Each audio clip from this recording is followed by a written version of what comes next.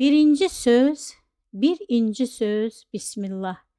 Rəhman və Rəhim olan Allahın adıyla. Mən dünyanı belə gördüm.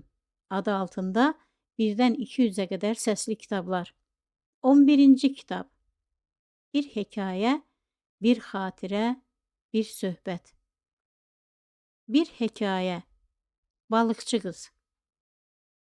Mömin bir qadın olan Mirvari xanım namazını qıldı, salona keçib divanda oturdu.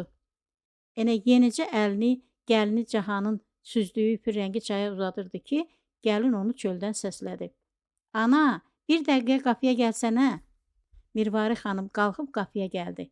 Qapıda üst başından kəskin balıq iyi gələn gənc bir qız dayanmışdı. Onun pinti görünüşü, çirkli əyinbaşı adamı diksindirirdisə də, özü heç də çirkin qız değildi. Kirin pasın içində də olsa, bu qapıda dayanan gənc, zərif biçimli bir qız idi.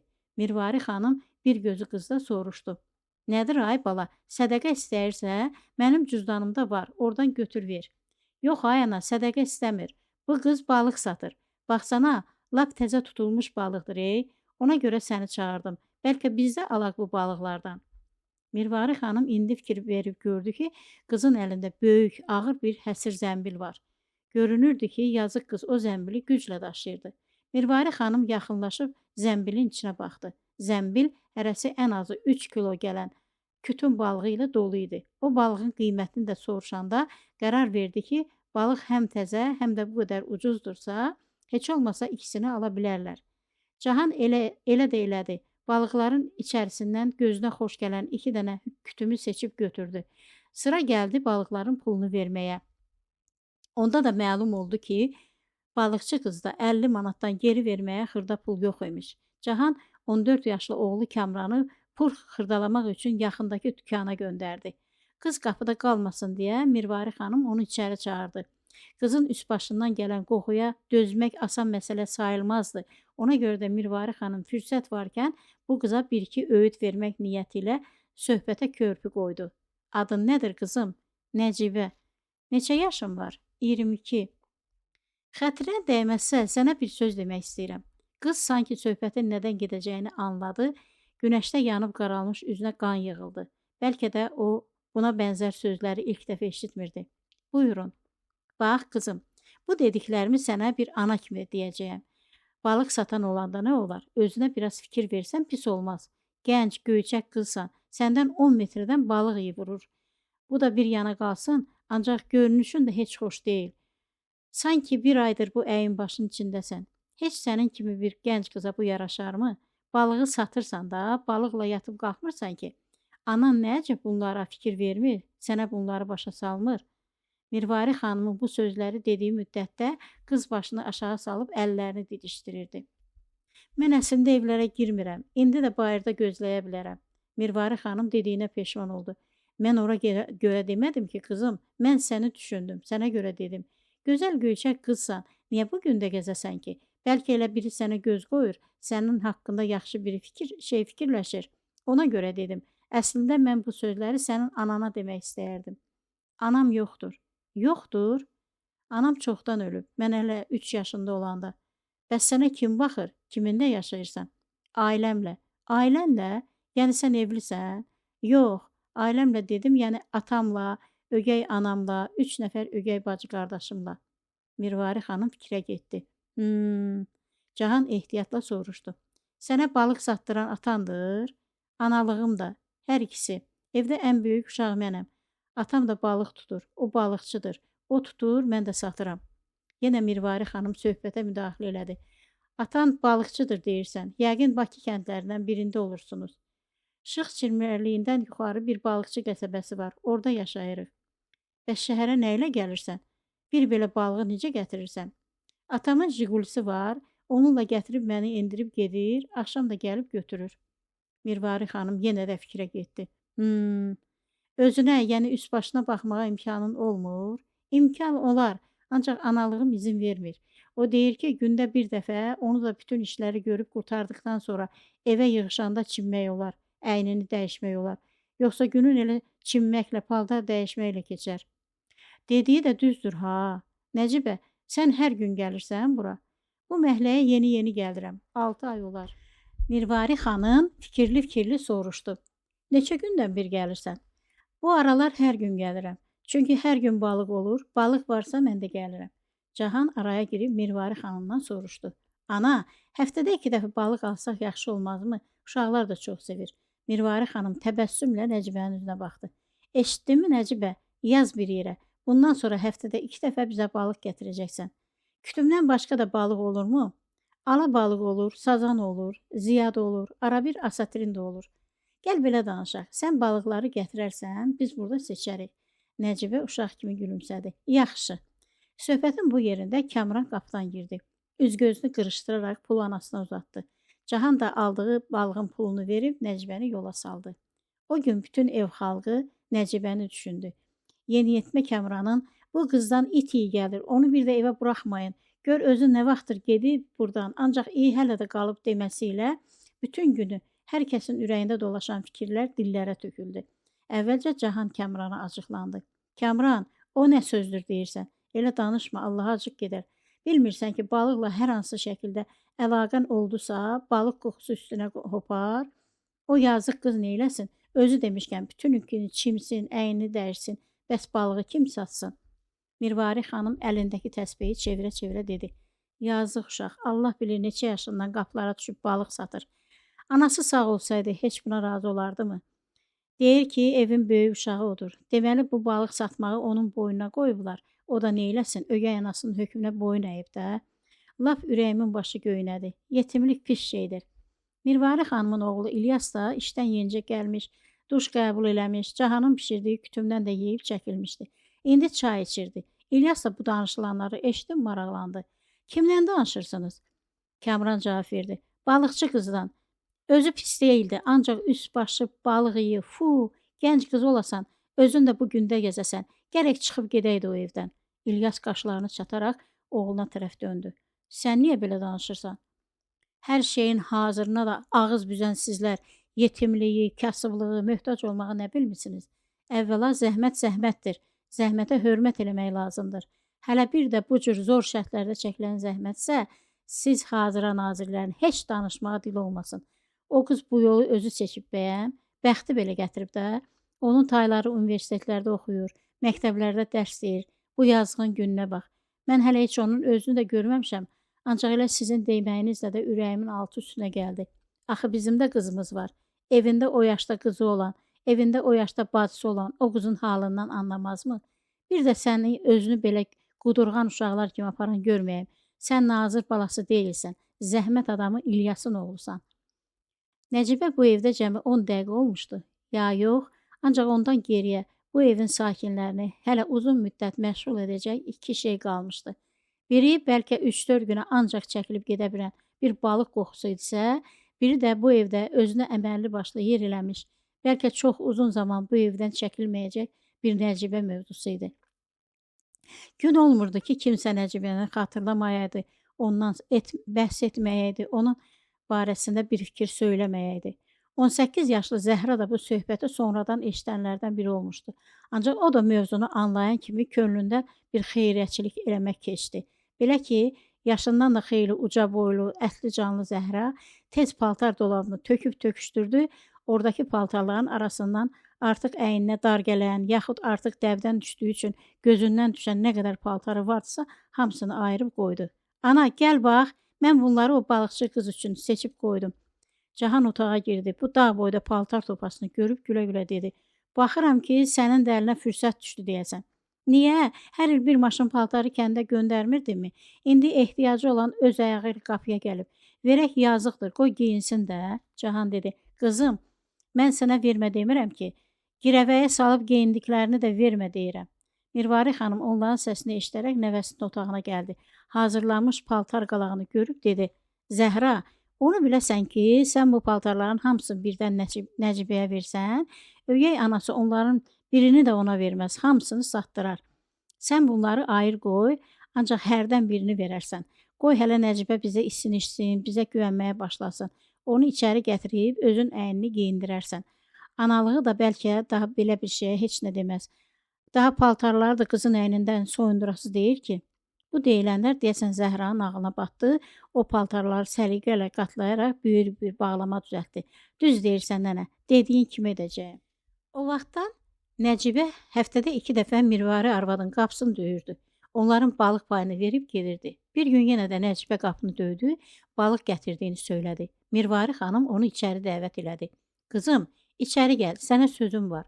Nəcibə onun üzünə təəccüblə baxdı. Biraz tərəddüd elədi, sonra içəri girib qapının ağzındaca dayandı. Mirvari xanım onu salona çağırdısa da Nəcibə yerindən tərpənmədi. Xala, bura yaxşıdır, buyurun, nə deyəcəkdiniz? Qızım, Nəcibə, bax bu mənim nəvəmdir. Adı da Zəhradır. Zəhra sənin üçün bir-iki dəst paltar hazırlayıb. Onlara baxmaq istəməzsənmi? Buna nə ehtiyac vardı ay xala? Adım Mirvaridir. Mirvari xala, Allah sizdən razı olsun. Ancaq heç ehtiyac yoxdur. Qızım, mən bu paltarları nəvəmin əynindən soyundurub sənə vermirəm. Bu paltarlar artıq onun əyninə olmur. Hamısı da təzə. Biz bunları hər il yığıb rayona göndərirdik. Bu ildən istəyirik ki, sənə verək. Sən onu de görüm. Biz sənə bir-birindən gözəl paltarlar versək, analığın bu işə necə baxar? Nəcibə qapqara gözlərini geniş açaraq Mirvari xanımın üzünə baxdı. Sonra gülümsündü. Nə bilim valla, indiyəcən belə bir şey olmamışdı. Bir şey var ki, mənim analığımın hər şeyə reaksiyası mənfidir. Yəqin ki, qiyamət qopardar.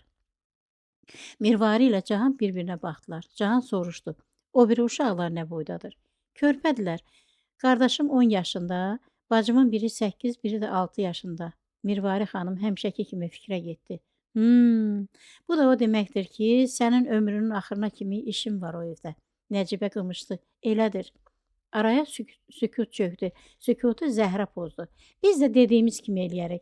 Hər bir paltarı müəyyən vaxtdan sonra verərək Nəcibəyə. Evdə də deyər ki, müştərilərdən biri öz qızının paltarlarından hərdən bir şey verir ona. Buna nə deyəcək? Mirvari xanım üzünü Nəcibəyə tutdu. Hə, Nəcibə, buna nə deyirsən? Nə bilim valla, bir dəfə eləyək baxaq da. Hamı rahat nəfəs aldı. O gün Mirvari xanım Nəcibəni buraxmadı. Onu əynini dəyişmək üçün Zəhra ilə içəri göndərdi. 10-15 dəqiqədən sonra Zəhranın otağından yenə də kəskin balıq yeyi verən, ancaq göyçək, suyu şirin dediyimiz, suyu da doğrudan da hər adama şirin gələn bir qız çıxdı. Geyindiyi paltar bu yerdə inqilab eləmişdi desəydi, yeri vardı. Əynindəki paltar sanki onun üstünə tikilmiş kimi gənc qıza başqa bir yaraşıq vermişdi. Ondan balıq yeyib gəlməsəydi, heç kim onun bayaqki balıq satan qız olduğuna inanmazdı. Daranmış saçı, yuyulmuş üzü, əynindəki bahalı paltar qızı tamamilə başqa bir qıza döndərmişdi. Mirvari xanım bu gözəlliyə baxdı, sonra da bu cür yorum verdi. Nahaq deməyiblər ki, gözəllik ondur, 9-u dondur. Ancaq burada bircəciyi dondur. 9-u Allahın verdiyi öz gözəlliyindir qızım, maşallah. O gün Nəcibəni ilk dəfə yeməyə də saxladılar. Nəcibə bütün günü balıq dokusu üzündən üz-gözünü qırışdıran Kamrandan çəkinsə də Mirvari xanım, Cahan, Zəhra kimi səmimi insanların sözünü yerə sala bilmədi. Süfrədə sıxıla-sıxıla oturdu. Biraz yemək yedi, sonra qalxıb getdi. Bu hadisədən bir ay keçmişdi. Hər şey aralarında danışdıqları kimi davam edirdi. Nəcibə həftədə 2 dəfə bu qapıya balıq gətirirdi. İkinci gəlişində də onu yeni paltar geyindirib yola sarırdılar. Hələ ki, səs-sada yox idi. Bu görüşlər Mirvari xanımın ailəsi ilə balıqçı qızın arasında xeyli yaxınlaşmaya səbəb olmuşdu. Çünki hər dəfə onu içəri çəkib yeni paltar geyindirəndə, yedirdib içirdəndə bu ailə ilə Nəcbənin arasında qısa bir söhbət də olurdu. Bu söhbətlər əsasən Nəcbəyə verilən suallara onun verdiyi cavablardan ibarət olurdu. Nəcbənin verdiyi cavablardan belə məlum olurdu ki, dul qalan atası Dilbər adlı bu qadınla evləndikdən sonra tamam dəyişibmiş. Nəcbəyə qarşı kobud rəftarı, soyuqqanlı bir adama çevrilibmiş. Atanın işi gücü Dilbərin əmrlərini yerinə yetirmək imiş. Dilbərin 3 uşaqlarından hər biri doğulduqca atası sanki Nəcbənin də onun övladı olduğunu unudurmuş. O dərəcə ki, səhərdən axşama kimi bütün evin işini gücünü görən 10 yaşlı Nəcəbəyə bir də qapı-qapı gəzib balıq satmaq tapşırılır. Hələ 10 yaşındaykən vicdansız ata ilə qəddar analıq Nəcəbəyə yaşından qat-qat ağır bir iş rejimi tərtib edirlər. Belə ki, qızcığaz evdə olurmuşsa, evin işini görürmüş. Atası balıq gətirən günlərdə də hərəsi bir tərəfdə yerləşən başqa-başqa məhəllələrə düşərək balıq satırmış. Qızın dediyinə görə onun ən ağır günləri balıqları son dənəsinə kimi sata bilmədiyi, bir və ya bir neçə balığı zəmbildə geri qaytardığı günlər olurmuş. Belə zamanlarda Nəcibəni ac buraxır, onu bütün gün danlayır, ürəkləri soyumayanda xırda bir şey bəhanə edib döyürlərmiş. Cahan ondan soruşanda ki, bəs indi necə olacaq? Bütün ömrünü bu cür yaşayacaqsan, özünü bu zülmdən qurtarmaq üçün heç bir şey eləməyəcəksən? Nəcibə nəmli gözlərini onun üzünə zilləyib dedi. Bu dünyada bu ailədən başqa heç kimi olmayan, heç yeri tanımayan, savadsız, yol dil bilməyən mənim kimi bir qız nə eləyə bilər Cahan bacı? Gələcəyimi düşünərək həyatımda necə bir dəyişiklik eləyə bilərəm səncə? Əlimdən nə gələr? İndi barı daldalanacaq bir yerim var. Gecələri qıvrılıb yatmağa, bir tikə çörək yeməyə bir sığınacağım var. Mən hələ balıq sata-sata gəzdiyim bu qapılarda başıma bir iş gəlmədiyinə şükür eləyirəm. Hər gün evə sağ-salamat qayıtdığım üçün yatmazdan əvvəl Allaha dua eləyirəm. Ondan məni sonrakı günlərdə də qorumasını diləyirəm ki, qorxduğum şeylər başıma gəlməsin. Yadıma gələndən bəri bütün həyatım belə keçib. Cahan gözlərindən axan yaşı sildi, ağlamsına-ağlamsına soruşdu. Bəs bir gün o Dilbər dediyin qansız bir şeyi bəhanə eləyib səni evdən qovsa, onda halın necə olacaq? Onda nə eləyəcəksən? O da ola bilər. Ancaq elədə də məni saxlayan Allahdır, belədə də. Mən hər şeyi ona təvəkkül eləmişəm. Yəni inanıram ki, Allah mənim acizliyimi görür, çarəsizliyimə şahid olur. Bilir ki, ondan başqa heç kimim yoxdur. Mənim ümidim bir tək onadır. O məni unutmaz inşallah. Mirvari xanım da qəmli-qəmli köks ötürdü. Allah köməyin olsun gözəl qızım. İnşallah Allah qarşına bir halal Allah bəndəsi çıxardar, sən də başını götürüb gedərsən, hardasa özünə bir yuva qurarsan. Siz dediyiniz mən də xatırladım. Əslində belə təkliflər də olmuşdu. Ancaq o təklifi edənlər heç düzgün adama bənzəmirdilər deyə mən o qapılardan qaçdım. Bir daha getmədim. Yəni Allah mənə təhlükəni hiss eləmək qabiliyyəti də verib çox şükür. Mən də özümü qorumağa çalışıram. Onu da anlayıram ki, bu halımla məni özünə yaraşdıran adamın durumu mənimkindən də ağır olmalıdır ki, dünya içindən məni seçsin. Mirvari xanım kövrəldi. Niyə elə deyirsən qızım? Dünyada ağıllı insanlar az deyil. Bir gün sənin də rastına düzgün bir insan çıxar. Belə ümidsiz olma. Mən olduğunu deyirəm Mirvari xala, ancaq yenə də Allah bilər. Sizə də mənə göstərdiyiniz mehribanlıq, diqqət üçün təşəkkür edirəm. Mənim çox nadir hallarda rast gəldiyim münasibətdir bu. Hər şey üçün çox sağ olun. Bu söhbətdən həftələr keçdi, ay oldu. Ancaq Nəcibə bir daha balıq satmağa gəlmədi. Bir gün Kamran dükandan çörək alıb gəlirdi ki, balıqçı qızı məhəllədəki evlərin birindən çıxan gördü. Nəcibə yenə pasaq günündə idi. Yenə də əlində ağır zəmbili vardı. Yenə də balıq satırdı. Ancaq niyə daha onlara gəlmirdi, Kamran anlaya bilmədi. O evə gəlib gördüklərini anasına danışdı. Mirvari ilə Cahan bir-birinin üzünə baxdılar. Cahan dedi, ana, burada bir iş var. Yəqin qızı döyüblər, tənbih ediblər ki, bir daha bizə gəlməsin. Mirvari xanım onun fikrini belə tamamladı. Hə, vallah, başqa nə ola bilər? Cahan ərinmədi. Oğlundan balıqçı qızı harda gördüyünü soruşdu, geyinib evdən çıxdı. O Nəcibəni küçənin başında haqladı. Nəcibə! Qız dayandı, dönüb baxdı. Sonra günahkar-günahkar gülümsədi. Nə zəhmət çəkirdiniz? Nəcibə, niyə bir daha bizə gəlmirsən? Niyə daha bizə balıq gətirmirsən? Nəcibə yerə baxıb cavab vermirdi. Cahan yaxınlaşıb onun əlindən tutdu. Nəcibə, nə oldusa mənə de. Biz nigaran qaldıq. Nə oldu? Bizim üzümüzdən sənə söz gəldi yoxsa? Cəza aldın yoxsa? Nəcibənin gözləri yaşla doldu. Analığım dedi ki, mən o paltarları özümü sataraq qazanıram. Dedi ki, kimdirsə verdiyi paltar qalışığında mənə sahib olur. Məni izlətdirəcəyini, o evi tapacağını, o evi sahibinin başına yıxacağını dedi. Mən də qorxdum. Bilirəm ki, dediyini eləyər. Mənim üzümdən sizə bir zərər gəlməsin istəmirəm. O çox pis qadındır. Sizin qapınızı tanısa, gəlib sizə çox çirkin şeylər deyər. Ona görə də daha sizə gəlmirəm. Sizin kim olduğunuzu bilməsin, qapınızı tanımasın.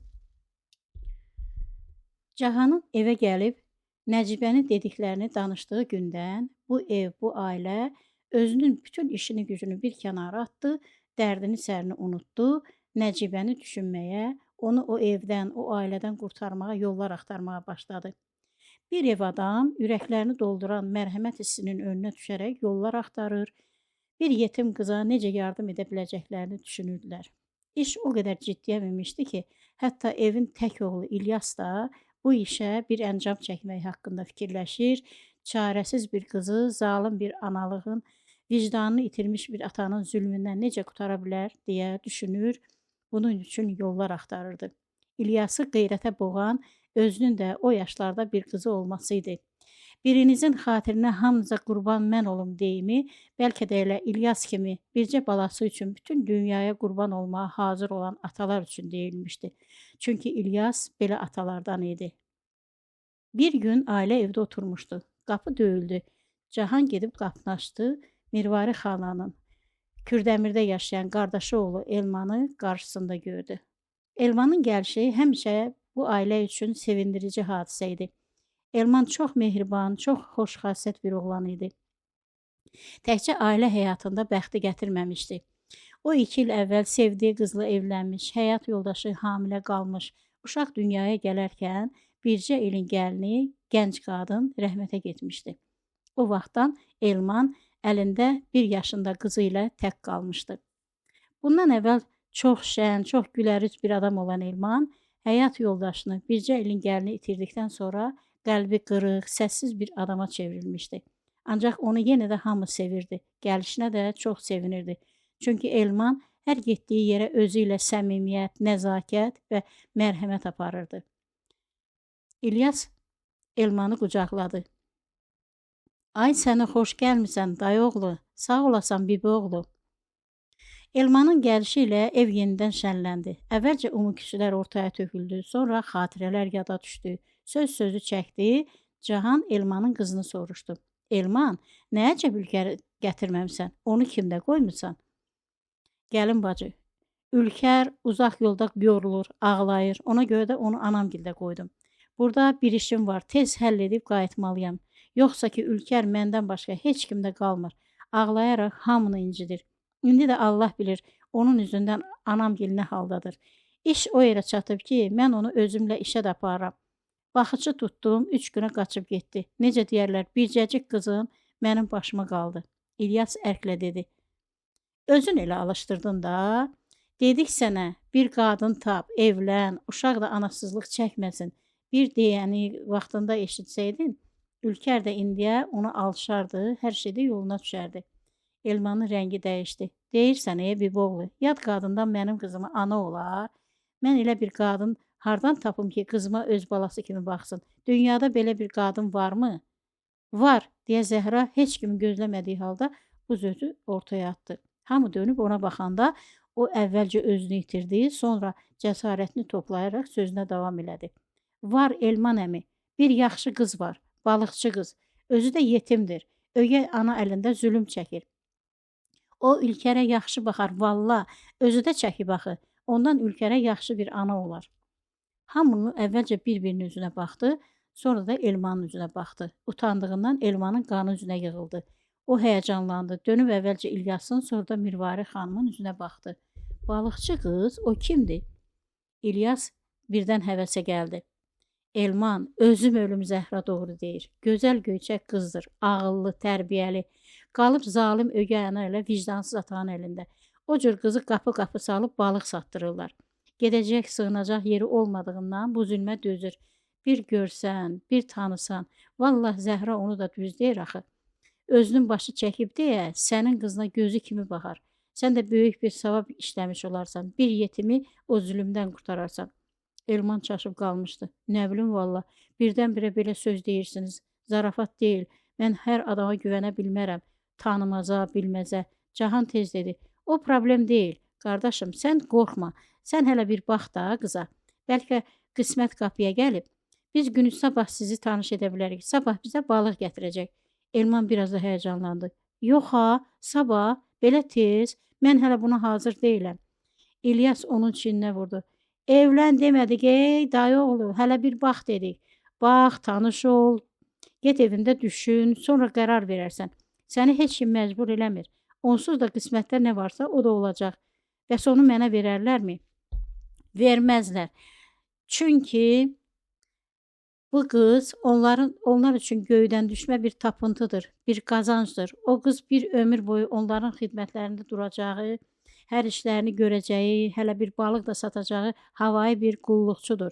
Heç onu kiməsə verərlərmi? Bəs onda necə olacaq? Deyək ki, rəyimiz müsbət oldu. Çox sadə, onu bizdən istəyəcəksən. Heç kimə heç nə deməyəcəyik. Nigahımızı qırıb verəcəyik, aparacaqsan. Bu söhbət gedən vaxtda bir də baxdılar ki, Elman şıppır-şıppır tər tökməyə başladı. Cahanla Mirvari xanım əllərini bir-birinə vuraraq qəhqəhə çəkib güldülər. İlyas da onlara qoşularaq güldü. Mirvari xanım Elmanın biraz da pərt olduğunu görüb dedi: "Nə oldu qardaşımın aslan oğlu, qorxdunmu?" "Yox, niyə qorxum bibi? Sadəcə oyun oyuncaq deyil də bu." "Əlbət ki, oyun oyuncaq deyil. Ona görə də sabah baxarsan, düşünərsən, 100 dəfə ölçərsən, bir dəfə biçərsən. Allah da xeyrini, bərəkətini verər inşallah." Cahanla sözləşmişdilər deyə, ertəsi gün Nəcibə doğrudan da onlara gəldi. Balıq gətirdi. Nəcibəni mindillə evə aldılar. İçəri girəndə Nəcibə evdə yad adam olduğunu gördü, çox sıxıldı. Ancaq Zəhra onu buraxmadı. Öz otağına apardı, geyindirdi. Sonra da onları gözləyən süfrənin başına gətirdi. Bayaq içəri girəndə qızı o halda görən Elman nə qədər gördüyünə peşman olmuşdusa, Nəcibənin Zəhranın paltarlarından birinə sığındığı halını görəndə bir o qədər bəyəndi. Süfrə başında oturanlar ümumi mövzulardan söhbət elədikcə, utandığından başını soxmağa yer axtaran Nəcibə üzərində yad bir baxış hiss edir, bundan daha çox sıxılırdı. Elmanı isə üst-başından balıq qoxusu gələn bu suyu-şirin qızdan gözlərini çəkə bilmirdi. Xəbəri də yox idi ki, Cahanla İlyas, Münəvvər xanımla Zəhra nə vaxtdan bəri bir-biri ilə himcimləşir, iki gənc insanın duyğularının bu cür gizli yollarla bir-birinə axışını seyr edirdilər. Hər şey onu göstərirdi ki, Elman Nəcibəni bəyənmişdi. Nəcbənin rəyini bilmək isə sonraki səfərə qalırdı. Ancaq bugün onu bu qapıdan, hər şeyi ona da anladaraq, eynilə Elmana deyilənləri ona da söyləyərək, onu da elə yola salmaq lazım idi. Hər şeyi danışdıqları kimi elədilər. Elman İlyasla çay içərkən Zəhranın otağında qadınların şurası günün ən vacib məsələsini müzakirə edirdi. Münəvvər xanım bir ağbirçək kimi hər şeyi xırdalıqlarına qədər Nəcibəyə başa saldı. Əvvəlcə Elmanın həyatını anlatdı, onun yaxşı yerdə çalışdığını, yoldaşının rəhmətə getdiyini, Elmanın öz evində bir yaşlı qızı ilə tək yaşadığını söylədi. Bu izdivaca razı olarsa, Nəcibənin də öz evi, öz ailəsi olacağını vurğuladı. Söhbətin sonunda Nəcibəyə belə bir ev tapşırığı da verdi. "Nəcibə, qızım, istəyirəm bir şey anlayasan ki, bu məsələ çox ciddi məsələdir. Sən də, Elman da bu dəqiqə həyatınızın yol ayrıcındasınız. Yaxşıca düşünüb, hər şeyi ölçüb-biçib qərar verməli olacaqsınız. Sənin yerinə olsam, arxama baxmadan bu yolu tutub qaçaram. Bugün yaşadığından pis olmayacaq ki, Elmanın fikri nə olacaq, onu biz deyə bilmərik. Ancaq sən bilməlisən ki, o səndən tək bir şey istəyəcək, qızına mehriban bir ana olmağını. Əvəzində də səni başına tac edəcək. Bunun üçün hər cür imkan da var. Nə qədər qapılarda başına bir qəza gəlməyib, düşün və qərar ver. Belə bir fürsət həyatda ancaq bir dəfə düşər. Bu fürsət ən çox da səni deyib gəlib. Çünki Elman sən olmasan da bir başqasını tapacaq. Buna məcburdur. Hər sözünü anladınsa, bugün evə get. Heç kimə heç nə bəlli etmə. Düşün, qərarını ver. Əgər qərarın müsbət olsa, 2 həftə biz tərəfə gəlmə ki, diqqəti üstümüzə çəkməyəsən. 2 həftədən sonra məhləyə gəl. Balığını sat, sonra da gözə batmadan bizə gəl. Ondan sonra ola bilsin ki, bir neçə gün bizdə qalacaqsan. Sizin nigahınızı kəstirib, sizi rayona, evinizə yola salacağıq. Bununla da sən həyatını qurtarmış olacaqsan. Hər şeyi anladın mı? Nəcibə başını qaldırmadan başının hərəkəti ilə anladığını bildirdi. Onun gözlərindən 2 damla yaş axıb dizinin üstünə töküldü. Cahan dözə bilmədi. Əyilib onu qucaqladı. Allahın bu işə rizası var imiş ki, bu işin uğurlu həllini təqdir edərək, Elman üçün Nəcibəni, Nəcibə üçün də Elmanı Mirvari xanım kimi mömin bir qadının qapısına göndərmişdi. Bu evdə yaşayan xeyirxah, əməli salih insanların hər birinin iştirakı ilə hər şey danışıldığı kimi baş tutdu. Əvvəlcə Elman qərarını bildirdi. 2 həftə demişdilərsə də, o 2 gün sonra zəng vurdu, qızı bəyəndiyini, onunla evlənmək istədiyini söylədi. Elmanın sevindiyindən utanmaq da yadından çıxmışdı. Nəcibə daha ağır tərpəndi. Düz 2 həftə sonra onların qapısını çaldı. Onun telefonu yox idi. Ona görə də qismətinin dalınca öz ayağı ilə qapıya kimi gəlmişdi. Hər kəs təlaş içində idi. Ertəsi gündən başlayaraq atası Nəcibəni axtarışa çıxa bilərdi. Ona görə də heç məsələni uzatmadılar. 3 maşın adamla Kürdəmirdən gəlmiş qonaqlarla bir şadlıq evində toplaşdılar. Oradaca kəbini kəstirdilər. Gecə keçəndən sonra da bomboş yollarla gəlin karvanını Kürdəmirə yola saldılar. O gecə Elmanın 2 mərtəbəli bağlı bağçalı evində yeni doğulan bir ailənin təməli qoyuldu. O günə kimi özlərini bəxtsiz hesab edən 2 gəncin həyatında yeni dönəm başladı. Aradan 5 il keçmişdi. Nəcbənin həyatı o qədər gözəl idi ki, o qədər xeyirli, bərəkətli idi ki, bu həyat hərdən onun özünə də nağıl kimi görünürdü. Vaxt olurdu ki, Nəcibə bu nağılın bir gün bitəcəyindən də qorxurdu. Nə yaxşı ki, ailə həyatının bitməz-tükənməz məsələləri onun bütün vaxtını doldurur, gününü məna ilə doldura bilirdi. Nəcibə artıq böyük bir ailənin anası idi. Onun Elman kimi çox qayğıkeş bir həyat yoldaşı, Ülkər adında bir qızı, Eldar və Elnur adında da 2 oğlu var idi. Nəcibə 3 övladın içində ən çox qızını sevirdi. Ona gözü kimi baxırdı. Çünki Nəcibənin yaddaşında ona çox bənzəyən, həmişə xatirələrində yaşayan, tez-tez yadına düşən, onun mərhəmətinə sığınmaq üçün gündə neçə dəfə qapısına gələn Nəcibə adlı bir yetim qız da var idi. Belə görünürdü ki, mərhəməti geniş olan Allah Cəllə Cəlaluhu bu 2 yetim qızın taleyini bir uğurlu qismətin içində birləşdirərək onlara bu qədər xeyirli, bərəkətli bir ömür yolu çizmişdi ki, bir-birinin yaralarını sarıya bilsinlər, bir-birinə məlhəm olsunlar. Görünür Allahın qənaəti bu yöndəymiş ki, əlbət Nəcibə övladlarına çox mehriban, çox qayğıkeş bir ana olmağa bacaracaqdı. Ancaq o, bu 3 övladın içində Ülkəri bir ayrı sevəcəkdi. Çünki Ülkərdə öz aşağılığını görəcəkdi. Bu da ona özünün anasız günlərini unutmağa qoymayacaqdı. Nəcibə anlayacaqdı ki, övladları ona bir əmanətdirsə, Ülkər onların içində ən qiymətli bir əmanətdir.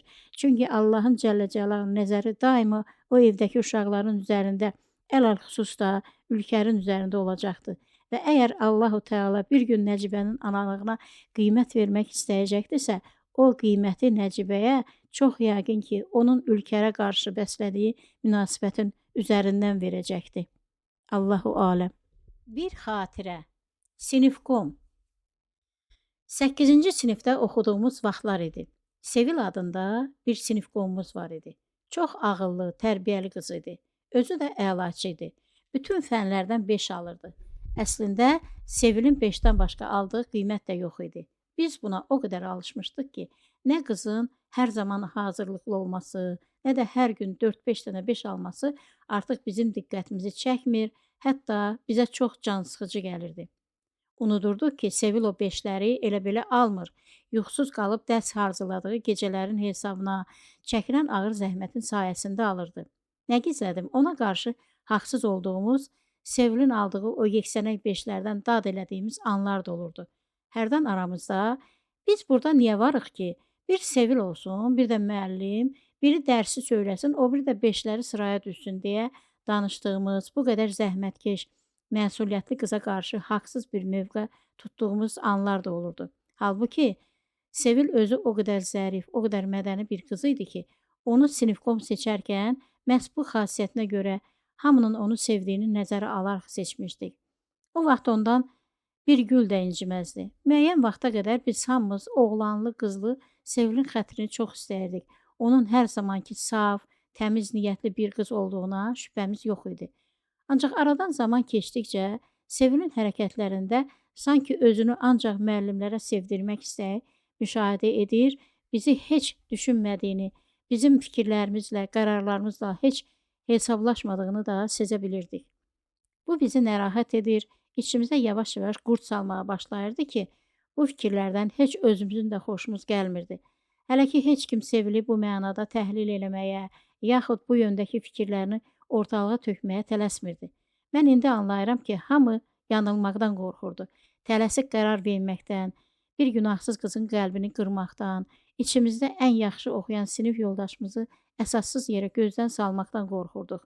Bu qədər ehtiyatlı tərpənsək də, hərdən içimizdən boy göstərən, o haqsız hesab elədiyimiz, əsassız olduğuna ümid elədiyimiz mülahizələrin də artıq Sevilin dəyişmiş biri olduğunu, artıq əvvəlki təmiz qəlbli, məsum Sevil olmadığını davamlı qulağımıza pıçıldayırdı. Bunun bir səbəbi vardımı? Bu nəyin işarəti idi, bilmirdik. Hələlik bir şey yəqin idi ki, bir-birimizdən gizlin, hər kəsin ayrı-ayrılıqda yaşadığı bu şübhələrin üzə çıxmasını heç istəyən də yox idi. Çünki biz özümüzdən əmin də olsaq, anlayırdı ki, bir gün birlikdə bir qərar verəcək olsaq, əmin olmalıyıq ki, o qərar ən doğru, ən ədalətli bir qərar olacaq. Biz paxıl deyildik. Sevili bu çalışqanlığına görə qısqanmırdıq da. Sevil sinimizin əlaçıqçısı kimi, fəxri kimi, ən tərbiyəli qızı kimi bizim üçün də dəyərlidir. Deməli, arada başqa bir şey var idi. Yaxşı yadımda qalmış bir hadisəni xatırlayıram. Bir gün müəllimlərdən biri xəstəlik səbəbi ilə işə gəlməmişdi. Dərs hissə müdürümüz sinifə gəlib bizə 2 seçənək təklif elədi. Dedi ki, ya sinifdə sakitcə oturub dərslərinizə baxacaqsınız, tapşırıqları yerinə yetirəcəksiniz, ya da hamınız bir nəfər kimi bayıra çıxıb məktəbin ətrafındakı xiyabanda gəzəcəksiniz. O vaxt məktəblərin yerləşdiyi ərazidə idman meydançaları, parklar, xiyabanlar olardı. Biz də bu boş saatları çöldə keçirdə bilər, açıq havada gəzib dolaşa bilərdik. Axı nə qədər dərs eləmək olar? Zaten yaşımızda da elə vaxt idi ki, hər birimizin ürəyindən tam sərbəst olmaq, ara bir də olsa, evdə valideynlərimizin, məktəbdə də müəllimlərimizin ruhumuza vurduqları intizam buxovlarını qırıb atmaq keçirdi. Həm də sinifdə bu cür düşünənlər də çoxluq təşkil edirdi. Ancaq nə var ki, təkcə Sevil həmişə buna bənzər sərbəstliklərin əleyhinə idi. Onun bircə sözü ilə ard-arda 2 dərs saatını sinifdə onun seçib önümüzə qoyduğu əlavə tapşırıqları yerinə yetirməklə keçdi. O vaxta qədər biz hamımız onun xətrini çox istəyir, səmimiyyətinə inanır, nailiyyətlərinə həmişə sevinirdik. O gün isə Sevilin bu hərəkətindən hamımız bir şok yaşadıq. Sevil o gün bütün sinif üçün təklif olunmuş seçmək haqqını tək başına öz üzərinə aldı, bizə soruşmadan, bizim rəyimizi öyrənmədən özünə xoş gələn bir yolu tutdu, bizi də demək olar ki, zorla bu yola yönləndirdi. Biz ilk dəfə Sevilin simasında başqa bir Sevili gördük. Özündən razı, özünə arxayın, aramızdan daha yüksək mövqeyə çatmış olduğunu hər halı ilə bizə göstərməyə çalışan, üstəlik müəllimlər tərəfindən də seçilmiş, dəstəklənmiş, bizə uzaq, bizə yad bir Sevili gördük qarşımızda. Halbuki biz Sevilə qarşı hər zaman ehtiyatlı olmuşduq. Onun qəlbinə dəyəcək bir söz deməyə, bir hərəkət eləməyə qıymamışdıq. Bununla belə, necə şeydirsə, ürəyimizdə Sevilin niyyətinə, təvazökarlığına qarşı bir şübhə hər gün biraz daha böyüyürdü. Ancaq biz buna qarşı birlikdə bir dirəniş göstərir, o şübhələri içimizdən söküb atmağa çalışır. Yox, yox, Sevil elə qız deyil deyə özümüzü aldadırdıq. İndi buradan baxanda anlayıram ki, Sevil nə qədər yaxşı bir qız olsa da ortada bir məsələ var imiş. O məsələ də onun sinif qomluğu imiş. Sevil hər mənada yaxşı qız ola bilərdi. Ancaq artıq anlayırdı ki, bizə görə Sevil sadəcə bir sinif qom kimi öz yerində deyildi. Əslində, Sevilin hər yerdə eyni cür hərəkət eləməsi, düzü düz, əyrini əyri mövqeyi gözəl bir şey idi. Ancaq o qabiliyyət məhz bu yerdə bir işə yaramırdı. Çünki Sevilin sinif qomluğunda da özünə afərin dedirtmək istəyindən fərqli heç bir mövqe, heç bir hərəkət müşahidə olunmurdu. Sevil bir şey vardısa ona var deyirdi, yoxdursa ona yox deyirdi. Sözsüz ki, yeri gələndə bu düzlük hər birimiz üçün də bir ölçü vahidi olmalıdır. Ancaq söhbət dostluqdan, yoldaşlıqdan gedəndə biz hesab edirdik ki, Sevil bir sinifqom kimi bəzən fədakarlıq eləməyi, sinif yoldaşlarının xeyrinə, öz əqidəsinin ziddinə getməyi də bacarmalı idi. Bizim də qıcıqlandığımız, qəbul edə bilmədiyimiz, Sevilin haqq eləmədiyi bir yeri tutması, bacara bilmədiyi, yaxud dostlar xatirinə fədakarlığa hazır olmadığı halda bu yerdən imtina eləməməsi idi. Bizə görə sinifqom biraz başqa cür olmalı idi. Yeri gələndə kimisə ələ verməmək üçün yalan da danışmalı idi. Kimin üçünsə lazım gələrsə mübarizə də aparmalı. Ən azından o mübarizəni təşkil eləməyi də bacarmalı idi. Bu mənada Sevil bir robot, bir daş heykəl idi bizim üçün. Sevilin ağlı düşüncəsi ancaq doğru olan bir şeyə çalışır. Əgər biz bu düşündüklərimizi ona anlatmağa çalışsaydıq da, əgər biz onu birazca dəyişməyə, özümüzə bənzətməyə çalışsaydıq da heç nə alınmayacaqdı. Sevil heç nə anlamayacaq, bizim dediklərimiz də heç vaxt qəbul eləməyəcəkdi. Ona görə də dilimizə gətirməsək də hər birimiz ürəyimizdə Sevili o yerdən, sinifkomluqdan uzaqlaşdırmağı düşünürdük. Ancaq bu iş nə vaxt olacaqdı, necə olacaqdı bilmirdik. Biz artıq yeniyetmə yaşımızdaydıq. Bu da o deməkdir ki, daxili aləmimiz üsyanlarla, inqilablarla dolu idi. Görüb bəyənmədiyimiz hər şeyə üsyan edə bilirdik. Hər qərarımız düz olmaya bilərdi, buna söz yox. Ancaq vücudumuzdakı oyanış bizi qəfəsdən çıxmaq istəyən quş kimi azad olmağın, ürəyimizin istədiyini eləməyin, istədiyimiz qərarları yerinə yetirməyin yollarını axtarmağa sövq edirdi. Bu çox güclü bir daxili güc idi. Bu gücün qarşısında ancaq onu doğru düzgün yönləndirməklə dura bilərdik.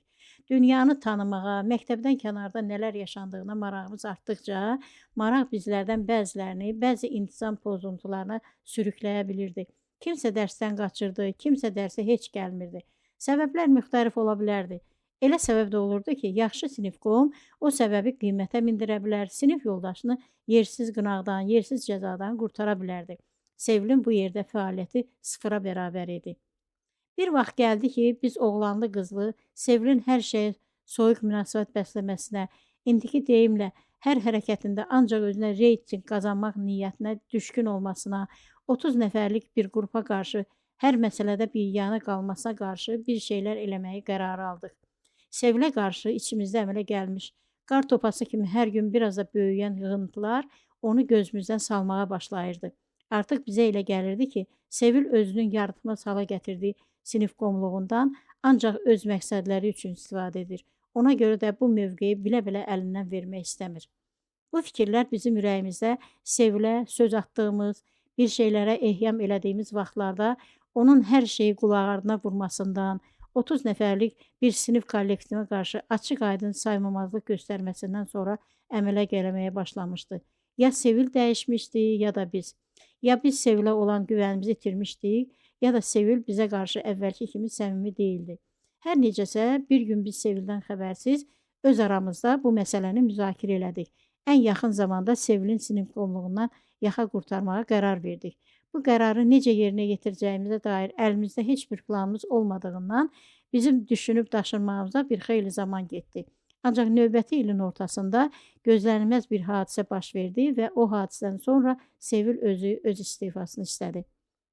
Payızın sonları idi. Artıq soyğular başlamışdı. Qarşıdan qış gəlirdi. Hər cür qriplərə, soyuq dəymələrə geniş fürsət açan, yağışlı palçıqlı bir mövsümün içindəydik. Sinif yoldaşlarımızdan çoxu növbə ilə dərsə gəlmirdi. O xəstədən xəbəri olan da, olmayan da o dərsəyə gəlməyəni adətən xəstə bilirdi. Müəllim soruşanda da çox vaxt bu suala cavab verməli olan Sevilin yerinə kimsə yerdən xəstədir deyə cavab verə bilirdi. Müəllimlər də şagirdlərdən birinin qiyabi şahidliyinə inanaraq belə bir cavaba qane olur, daha dərinə getmirdilər. Bir gün sinifimizdən 10 nəfər birdən dərsə gəlmədi. Bu elə bir vaxt idi ki, qripin ağır forması cəmiyyətdə cövlan edirdi. Hamı da bu qripin fəsadlarından, onun geniş yayılmasından danışırdı. Həmin gün dərs başladı, sinif rəhbərimiz hazır qayıb yoxlamasına başladı. Müəllim o gəlməyən şagirdlərin hansının adını çəkirdisə, bizdən biri xəstədir deyə yerdən cavab verdik. Bu vaxt Sevil yerindən qalxdı, üzündəki narazı ifadələ sinifi gözdən keçirtdi və dedi: "Müəllim, bu məlumatı sizə bildirmək mənim işimdir. İzin verin mən bu arada öz fikrimi deyim." Müəllim maraqla Sevilin üzünə baxdı. "Buyur qızım, sözünü de." Sevil də başını narazılıqla buladıqdan sonra dedi: "Ölkədə xəstəlik var, bu doğrudur. Ancaq mən güman edirəm ki, birdən-birə 10 nəfərin dərsə gəlməməsi, həm də məhz bu gün gəlməməsi xəstəliklə əlaqəli olmaya da bilər." "Niyə? Bugün nə vardı ki? Nə demək istəyirsən Sevil? Açıq danış." "Bugün riyaziyyatdan yoxlama yazı işi var idi. Məncə yoldaşlarım məhz bu yoxlama yazı işindən yayınmaq üçün xəstəliyi bəhanə edib evdə qalıblar. Baxarsınız, ya sabah ya da o biri gün hamısı bir nəfər kimi gələcək." Müəllim Sevilə diqqətlə baxdı, sözlü adam kimi baxdı, sonra belə dedi: "Sevil, sənin əlində yoldaşlarının durumu barədə dəqiq bir məlumat yoxdursa, necə belə bir mübahisə yürüdə bilərsən? Məncə sən öz fikirlərini sonraya saxla. Sən əvvəlcə bir sinifkom kimi o xəstə yatan yoldaşlarına baş çək, vəziyyəti yerində yoxla, sonra gəlib fikirlərini bizə də bildirərsən. Bəlkə də sən gedib onları yataqda xəstə yatan vəziyyətdə görəcəksən. Sonra ayıb olmaz ki. Müəllimin yerində deyilmiş tənəli sözləri bizim də ürəyimizdən oldu. Sevilin hər gün üzə gəldiyi sinif yoldaşlarına qarşı belə namərdlik eləməsi bizi ondan üz döndərməyə vadar elədi. O gündən biz Sevili baykot elədik. Ertəsi gün Sevil o xəstə yatan uşaqların evini bir-bir gəzdi, həqiqətən də xəstə olduqlarına şahid oldu, səssiz səmirsiz gəlib yerində oturdu. O artıq bizim qarşımızda öz günahını da, bizim onu baykot elədiyimizi də anlamışdı. Biz də artıq əmin idik ki, bu hadisədən sonra Sevil bir gün ayağa qalxacaq, sinif rəhbərimizdən öz istefasını istəyəcək. Sinif rəhbərimiz onun bu qərarına qarşı çıxa da bilərdi ki, o halda biz də öz fikrimizi söyləyərək Sevili yekdilliklə sinifkomluqdan azad edəcəkdik. Biz belə düşünür, hər gün bunu gözləyirdik. Biz çox gözlədik, ancaq belə bir şey baş vermədi. Sevil biraz küskün, biraz laqeyd bir mövqe tutdu, ancaq istefa etmədi. Biz o dərs ilini də bu şəkildə başa vurduq. Araya yay tətili girdi. Sonra yeni dərs ili başladı. Birinci rüb də başa çatdı. Bu müddət ərzində Sevil bizdən ayrı gəzən, heç bir işimizə, heç bir tədbirimizə qarışmayan, qaraqabaq bir qız oldu. Ancaq istefa vermədi. İkinci rüb yeni başlamışdı ki, bir gün Sevil dərsə gəlmədi. Müəllim soruşanda biz də dedik ki, deyəsən xəstədir. Sevilin dərsə gəlməməsi bir həftəyə çatanda müəllim bizi qınadı. Dedi ki, siz necə yoldaşsınız? Qız bir həftədir dərsə gəlmir, siz isə hələ də deyəsən xəstədir deyirsiniz. Biriniz gedib ona baş çəkə bilmirmi? Üstəlik bu qız sizin sinifkomunuzdur. Biz bu qınağı haqlı qəbul elədik. Elə həmin gün qızlardan Hökümə, Zemfira, bir də mən qəsəbənin ucqarında yaşayan Sevili ziyarət eləməyə yollandıq. Sevil qəsəbənin dağlıq hissəsinə yaxın bir yerdə salınmış Samastroyka adlanan gecəqondu məhəllələrindən birində yaşayırdı. Biz onun evinə ilk dəfə gedirdik deyə, ancaq indi baxdıq ki, yazıq qız məktəbə gəlmək üçün bu qədər uzaq yol qət edirmiş. Həm də uçuq-sökük evlərdən oluşan bu məhəllədən.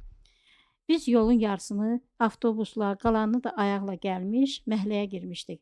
Ancaq əlimizdə olan ünvanı tapa bilmirdik. Bəzi qapıda nömrə var idi, daha çoxunda isə heç nömrə də yox idi. Beləcə dar küçələrdə dolaşırdıq ki, balaca bir qıza rast gəldik.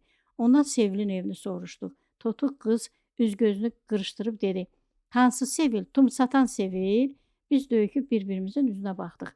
Sonra mən Sevilin nəmnişanını söylədim. Qız da cavabında dedi. Hə, odur.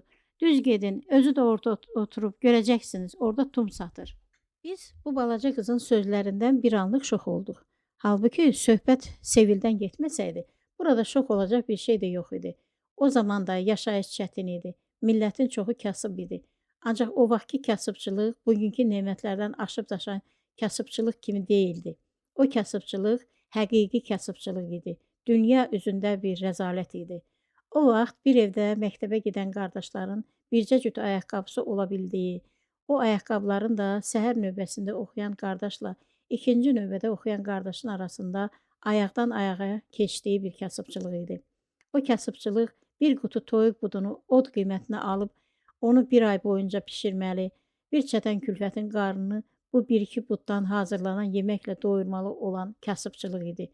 O kasıbçılıq toya dəvət olunduğunda ya əyninə geyməyə bir şey tapmadığından getmədiyin, ya da hansısa səndən biraz yaxşı yaşayan bir tanışından paltar alaraq, pulu birindən, paltarı da başqasından alıb geydiyin, o toya özgə pulu ilə, özgə libasında getdiyin bir kasıbçılıq idi.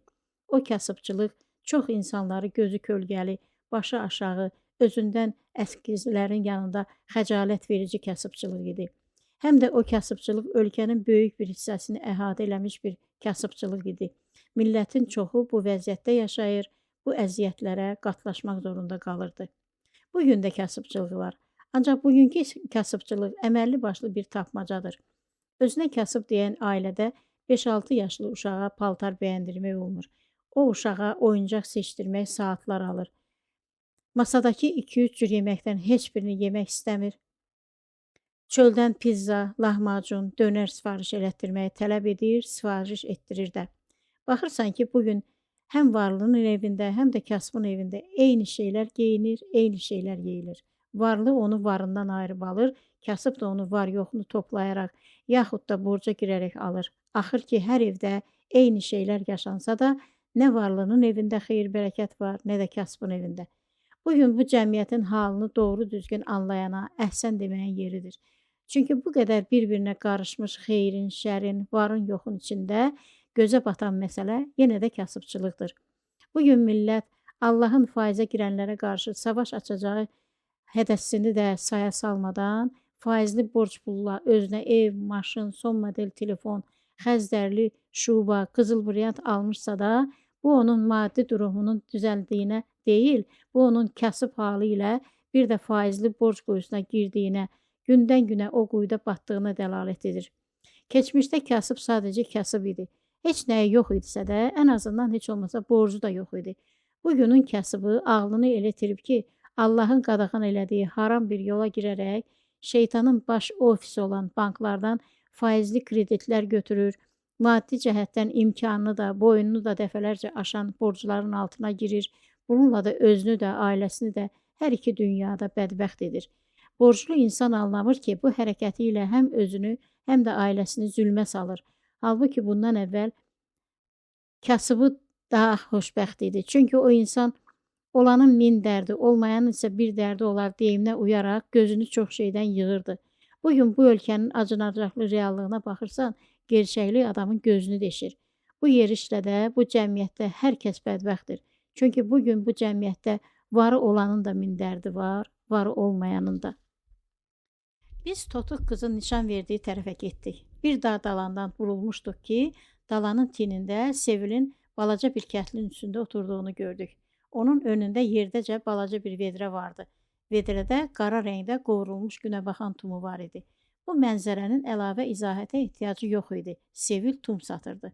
Yazıq qız, bir qəfil bizi qarşısında görəndə onsuz da ağ olan bənizinin qanı qaçdı. Dodaqları da ağardı. O həyəcan içində yavaş-yavaş yerindən qalxdı. Gözləri hədəqəsindən çıxacaqdı ki, mən onu sakitləşdirdim. Sakit ol Sevil, biz sənə baş çəkməyə gəlmişdik. Yəni sənin xəstə olduğunu düşünmüşdük. Xəstə deyilsənmiş, nə yaxşı. Sevilin gözləri yaşla dolmuşdu. Bizim ona yazığımız da gəldi. Sinifimizin ən çox bilmiş, ən anaş qızı olan Hökümə irəli gəlib dedi. Qorxma Sevil, burada nə var ki? Yəqin ailənə yardım eləməyə çalışırsan da, heç kim keyfindən tum satmaz ki. Onun bu sözündən yanağından yaş süzülən Sevil biraz özünü topladı. Hə, bu əslində anamın işidir. Anam satır, ancaq indi anam xəstədir. Bizim də başqa gəlirimiz yoxdur. Ona görə mən məcbur qaldım. Mən də yaxına gəlib Sevilin çiyinlərini qucaqladım. Sevil, narahat olma. Biz hər şeyi anlayırıq. Özün də qorxma. Biz heç kimə heç nə demərik. Hər şey aramızda qalacaq. Sevil biraz da ürəkləndi. Deməyin, xahiş edirəm, heç kim bilməsin. Zaten anam da sağalır. 1-2 günə qalxar, mən də dərsə gələrəm. Mən dərslərimi də boş buraxmıram. Hər axşam tapşırıqları yerinə yetirirəm. Ancaq ailəmi də düşünməliyəm. Bizim evimizdə ata yoxdur. Atam çoxdan ölüb. Yükümüz anamın boynunadır. Mən də evin böyük uşağı kimi ona yardım edirəm. Yəni məcbur qalanda. Zemfira təklif elədi ki, gəlmişkən gedib Sevilin anasına da baş çəkək. Bu təklif Sevilin ürəyindən olmadısa da çox dirənmədi. Deyəsən səmimiyyətimizə inanmışdı. Biz Sevilin yaşadığı evin halını görəndən sonra anladıq ki, biz o gün bu məhəllənin uçuq-sökük evlərindən ən bərbadına qonaq getmişdik. Evin çöl halı içindən, iç halı çölündən bərbad idi. O gün hətta ora getdiyimizə, gedib o acınacaqlı vəziyyəti öz gözlərimizlə gördüyümüzə çox peşman idik. Sevilin ailəsi kasıbçılığın ən aşağı pilləsində idi. Biz Sevilin anasına baş çəkdik, alıb gətirdiyimiz meyvə və şirniyyat bağlamalarını da xəstə yatan qadının yanında qoyub çıxdıq. Sevil xəcalət çəkə-çəkə bizi yola saldı. Ayrılanda mən ona dedim, Sevil, heç utanma, heç xəcalət çəkmə. Qoy bizi bu cür kasıb yaşadan hökumətimiz utansın. Allah anana şəfa versin. Sən də nə qədər lazımdır ona kömək elə. Biz məktəbdə sənin infeksion xəstə olduğunu deyəcəyik. Əsas odur ki, dərslərini eləməyə də vaxt tap. Ondan qalanı düzələr. Bir şey lazım olsa xatırla ki, sənin 30 nəfərlik dostun, yoldaşın var. Xəbər elə, gələrik. Hökümə də, Zemfira da Sevilə ürək-dirək verdilər. Biz geri qayıtdıq. Biz sözümüzü tutduq. Heç kimə Sevilin halından tum satdığından, kasıb yaşadığından heç vaxt bəhs eləmədik. Onun infeksion xəstəlik keçirdiyini söylədik. Hər kəs də bu məlumata qane oldu. 10 günün tamamında Sevil dərsə gəldi. İlk dərs gününün sonunda sinifi topladı, sinif rəhbərimizi də çağırıb istefasını verdi. Bu addımı atan artıq hamının güvəndiyi, itirməyə başlayan sinifkom Sevil deyildi. Bu qız bizim əvvəlki vaxtlarda tanıdığımız, hələ sinifkom seçmədiyimiz Sevil idi. Məktəb illəri arxada qaldı. Məktəbdən sonra yollarımız ayrıldı, hərə bir tərəfə getdi. Mənim Sevildən heç vaxt xəbərim olmadı. Əgər o həyatdadırsa, Allah ona ömür versin. Əgər dünyasını dəyişibsə, Allah ona rəhmət eləsin. Ümid edirəm ki, adını burada Sevil qoyduğum sinif yoldaşım həyatdadır. Mən burada onun adını dəyişdimsə də, inşallah bir gün bu kitabıma rast gələrsə, Sevil bu yazını oxuyar. Əgər bir gün belə bir şey baş verərsə, Sevil burada sözü gedən əhvalatdan məni də tanıyacaq, o illərdə yaşananları da xatırlayacaqdır. Məzmunu nə olursa olsun, o illərdə yaşananlar bugün həyatda olanlar üçün keçmişin xatirələrindən başqa bir şey deyildir. Sadəcə xatirələrdir. Ötən günlərin xatirələri, həm də dadından doyulmayan şirin xatirələri. Allahu aləm. Bir söhbət. Vətən mənə gəlmə deyir. Vətən mənə gəlmə deyir. Vətənə gəlmə. Gəlsən çox peşman olacaqsan və bu peşmançılıq bütün qalan ömrünə bəs edəcək. Bilmirəm niyə belə deyir vətən. Qürbət eldə çox şeyə dözərək yaşadığımız bu illərdə biz hər gün vətən həsrəti çəkərək yaşadıq. Ürəyimizdə daim əzizləyib yaşatdığımız bir arzu vardı ki, hər zaman bizə dayaq olmuşdu, bizə ümid vermişdi, bizi yaşatmışdı. O arzu da yenə vətənimizlə, onun xoşbəxt gələcəyi ilə bağlı idi. Biz bir gün nəhayət vətənə geri dönüb onu azad, firavan, insanlarını, yaltaqlıq zəncirlərini, saxtakarlıq buxovlarını qırıb atmış görməyi arzulayırdıq. Orada bütün bunların əksi baş verirmiş məyər. Ona görə də bugün mənim vətənim mənə yazığı gəlir, gəlmə deyir. Bilir ki, bu qədər vətən həsrəti çəkən bir adam üçün gəlib vətənin bugünkü halını görmək, orada bugün yaşanan rəzalətin, biabırçılığının şahidi olmaq, yəqin ki, dərin iz buraxmadan keçməyəcək. Gördüklərim mütləq ürəyimə öz ağır damlasını vuracaq. Mənim kimi bir insan üçün ömrümün geri qalan bir neçə ili boyunca çəkilməz dərddən başqa bir şey olmayacaq. Vətən mənim bu vətənə, onun daşına, torpağına, otuna, ələfinə, talehi bu qədər ağır olan insanlarına ürəkdən yandığımı bildiyi üçün belə deyir, gəlmə deyir, peşman olarsan, gəlmə. Vətən mənə gəlmə deyir. Gəlmə, yazıqsan. İllərlə iyrənc siyasətin yalan təbliğatına qulaq asaraq, o təbliğatın arxasında nələrin gizləndiyini yəqin ki, unutmusan. Görünür, o saxta təbliğata inanmısan ki, xəyalında bir vətən obrazı yaradıb, onu ürəyin istəyin kimi bəzəmisən. Onu xəyal dünyanda da olsa, arzuladığın kimi görmüsən, sevmisən, qəlbində yaşatmısan. Ancaq onu biləsən ki, əgər günlərin bir günü vətənə gəlsən, sənin o xəyal dünyanda, xəyalında illərlə qurub yaşatdığın vətən obrazı da bircə anın içində yerlə yeksan olacaq. Xəyal dünyan elə alt-üst olacaq ki, elə xaraba qalacaq ki, vətəni sevmək nədir? Nə vətənə, nə də ki, burada yaşayanlara heç yazğın da gəlməyəcək. Özün həmin millətdən olduğun halda, özün o torpaqdan əmələ gəldiyin halda, orada doğulub, orada boya başa çatdığın halda, öz doğma vətəninə də simasını itirmiş, şeytana uyduğu üçün gözlərindən min cür şeytan əməli yağan xalqına da nifrət edəcəksən. Odur ki, gəlmə, vətənə gəlmə, yazıqsan. Orada qal, orada yaşamağa davam elə. O sevdiyin vətən obrazını xəyalında yarat, xəyalında yaşat. Çox gözəl, çox abad, insanları dürüst, insanları qeyrətli, hər əməlləri hallıqla yoğrulmuş bir vətən obrazı qurmağa davam elə. Millətin haqda da, dövlətin haqda da ən gözəl idealları xəyalında qurmağa davam elə. O xəyalındakı, o təsəvvüründəki vətəni sevməyə, burnuna tutub ürəyində yaşatmağa adət elə. Özünü buna alışdır. Çünki dünyada sənin xəyalında qurub yaratdığın o vətənə, uzaqdan yaxından bənzəri olan, varlığı ilə quru duya biləcəyin bir vətənin yoxdur. Olmayıb, olmayacaq da. Odur ki, nə badə vətənə gəlmə. Yazıqsan, gəlmə. Çox peşman olarsın. Vətən mənə gəlmə deyir. Bilirsənmi gəlib nələr görəcəksən? Ay yazıq. Gəldiyin ilk gün torpağa qədəm basan kimi ətrafında gördüklərindən dərin bir şoka düşəcəksən. Dünyanın heç bir yerində rast gəlmədiyin erkəkli, dişili, cavanlı, qocalı, qrimlənmiş, qaş gözünü, ağız burnunu döydürmüş insanları görəndə harda olduğunu, hara düşdüyünü anlamaqda çətinlik çəkəcəksən.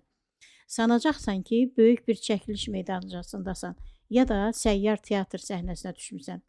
Ancaq biləsən ki, bu nə kino çəkilişidir, nə də teatrdır.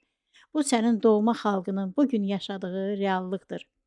Geyimlərində hindlilərə, davranışlarında çingənələrə, yaşayışlarında ruslara daha çox bənzəyən bu insanların əslində milli dəyərləri çoxdan itirib, abır-həyanın nə olduğunu çoxdan unutmuş bir toplum kimi görəndə elə o an gözünü yumub oradan yox olmaq istəyəcəksən. Ancaq bu mümkün olmayacaq. Əgər məsləhəti dinləməyib gələcəksənsə, gördüklərinə də, eşitdiklərinə də qatlanacaqsan. Xəyalında qurduqlarını elə oradaca unudacaqsan, yoxsa ürəyin tab gətirməyib partlaya bilər.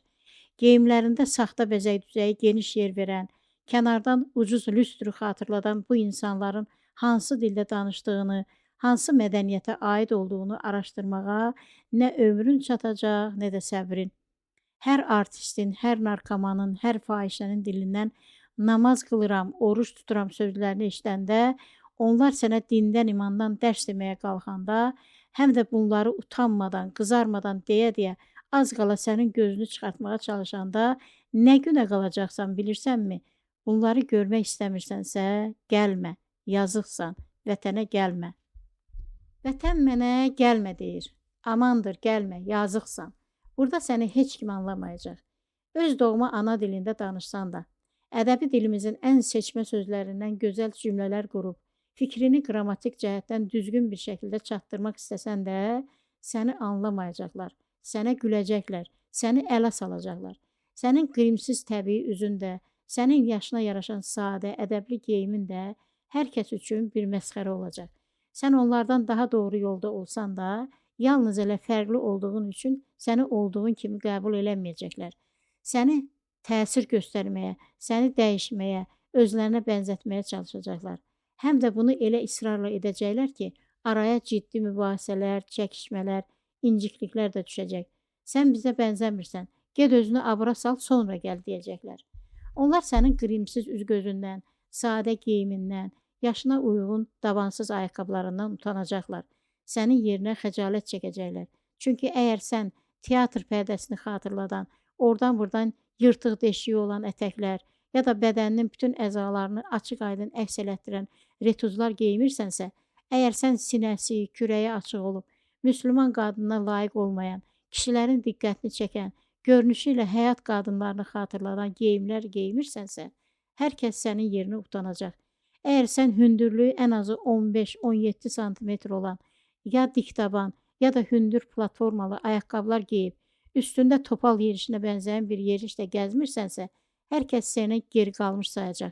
Əgər sən üz-gözünü kloun kimi qrimləyib, qaşlarını, gözlərinin ətrafını, dodaqlarını döydürmürsənsə, burnuna lazım olmadı plastik əməliyyat elətdirmirsənsə, saçını, kipriklərini qaynaq elətdirib uzatmırsansa, sənə bu cəmiyyətdə ya yer olmayacaq, ya da olsa da ən aşağılarda olacaq. Bugün sənin vətənində yeməyə çörək tapa bilməyən süpürgəçi də, xəstə altı təmizləyən xadimə də, poçt paylayan paçtalyon da balalarının boğazından kəsməli də olsa, xərc çəkib həmin o prosedurlardan keçir. Əksi halda qorxur ki, bu gözəl cəmiyyətdən kənarda qalar. Vətənə gəlmə, kənarda qalarsan. Bu ölkədə artıq hər şey saxtadır.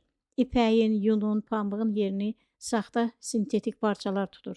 Çinilər saxta, xrustallar saxta, kostyumların üstündəki markalar, etiketlər saxta, ərzaq məhsullarının tərkibi saxta, şampunlar, ətirlər saxta.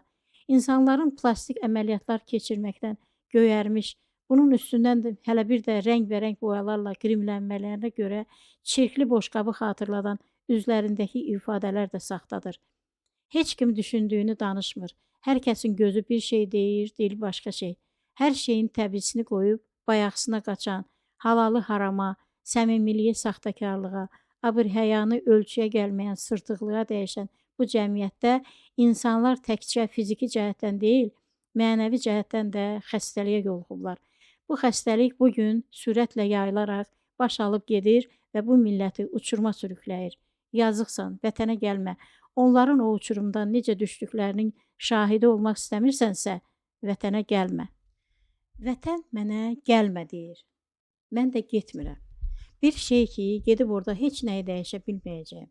Bir şey ki, gedib ancaq elə ürəyimə dərd yükləyəcəyəm, getmirəm. Bir şey ki, mən burada istədiyimi danışa bilirəm. İstədiyim yerə gedə bilirəm. İstədiyim kimi yaşaya bilirəm. Getmirəm. Bir şey ki, mənim vətənimdə təkcə yaşamaq deyil, ölmək də dərddir. Mən ora niyə gedim? Getmirəm. Bugün dünyanın harasındasa daha azad, hər göstəricisinin dörd dörtlük olduğu bir yer var desəm, bu yalan olar. Biz müsəlmanıq, bilirik ki, qüsursuz dünya ancaq axirətdə, ancaq cənnətdədir. Biz də həyatımız boyu o cənnətə layiq olmaq üçün mücadilə aparırıq. Yaşadığımız planetin heç yerində cənnət kimi bir ölkə yoxdur. Ölkələr fərqli, göstəricilər də nisbidir. Birində yaxşı olan bir davranış o birində pisdir. Birində yüksək olan bir göstərici o birində yox səviyyəsindədir. Bizim yaşadığımız ölkə də bütün üstün göstəriciləri ilə əslində bizə heç uyğun gəlməyən bir darul küfürdür. Yəni Allahı inkar edən, heç bir dinə rəğbət bəsləməyən kafirlər ölkəsidir. Ancaq bununla belə yenə də burada bizim daha rahat yaşamağımız üçün imkanlar var. Dinimizi daha açıq şəkildə, heç kimdən qorxmadan, çəkinmədən yaşamaq imkanımız var. Burada camilərə getmək, camilərdə namaz qılmaq sərbəstdir. Burada nəinki müsəlman görünüşlü qadınların, saqqallı müsəlman kişilərin olması, həm də çox olması diqqət çəkmir. Üstəlik başqa dinlərə məxsus geyim-keçim də burada normal qarşılanır. Söz yox ki, buranın yerli xalqı ürəklərində min bir plan qurmuş ola bilərlər. Bəlkə gəlmələrin kökünü kəsmək də keçər ürəklərindən. Ancaq bu dövlətlərin ağlı çatır ki, hər hərəkətin sonucunu hesablaya bilsinlər, o cür təhlükəli hərəkətlərə yol verməsinlər. Dünyanın gərginliyi hər gün biraz da artır. Bundan sonra dünyada nələr baş verəcək? Bu dünyanın harasında sülh bərpa olacaq? Harda həyat daha insani şərtlər üzərində bərqərar olacaq? Harda daha çox qanqada olacaq? Bunu biz bilmirik. Bunu hər şeyi bildiklərini düşünən, dünyada hər zaman fəsad çıxardan xain güclər sadəcə planlayırlar. Ancaq onların planlarını özünün məntiqli hökmləri ilə hər dəfə çürüdən, yerlə yeksan etməyi bacaran aləmlərin Rəbbi olan Allahdır Cəllə Cəlaluhu. O bilir. Müsəlman olaraq biz taleyimizi hər zaman Allaha təvəkkül edirik. Biz inanırıq ki, dünyada hər şey Allahın Cəllə Cəlaluhu təqdir elədiyi kimi olacaq. O zamana qədər biz harda rahat ibadət edə biliriksə, orada da yaşamağa davam edirik. Qürbətsə qürbət. Qoy mən heç nədən qorxmadan, çəkinmədən hicabımda gəzim, namazımı qılım, Allahın adını anmaqdan da çəkinməyim. Qismət burada ölməksə, zaten bu gen dünyada, yerdə, göydə Allahındır. Qoy mən öləndən sonra məni burada güllü çiçəkli xiyabanda bastırsınlar. Qoy mənim məzarıma da bunun üçün xüsusi ayrılmış, dini dilimdən olmasa da öz işinə könül qoyub can yandıran bağban qulluq eləsin. Qoy mənim məzarımın da heç kimdən minnət olmasın. Odur ki, getmirəm. Getmirəm desəm də, bir şeyi unutmuram ki, insanı keçmişlərə çəkmək anlamında uşaqlıq xatirələri qədər güclü bir şey yoxdur. Düşünərəm ki, bir gün bir fürsət tapıb, uşaqlığımı keçirdiyim o doğma yerlərə getmək istər könlüm. Mən də o zaman qərar verərəm. Hələliksə vətən mənə gəlmə deyir. Allahu aləm.